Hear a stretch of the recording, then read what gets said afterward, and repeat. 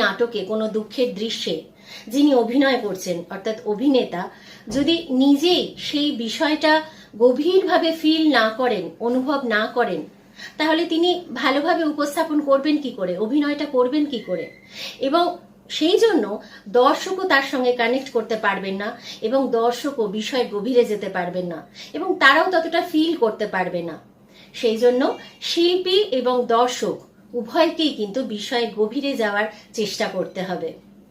এছাড়া দর্শক আসনে বসে অনেকেই নিজেদের মধ্যে কথা বলেন নাটক চলাকালীন, সেক্ষেত্রেও কিন্তু দর্শক সেই বিষয়ের গভীরে যেতে পারবেন না এবং সেই করুণ রসটা অনুভব করতে পারবেন না। নাটকে কোনো দুঃখের দৃশ্যে যিনি অভিনয় করছেন অর্থাৎ অভিনেতা যদি নিজেই সেই বিষয়টা গভীরভাবে ফিল না করেন, অনুভব না করেন, তাহলে তিনি ভালোভাবে উপস্থাপন করবেন কি করে, অভিনয়টা করবেন কি করে?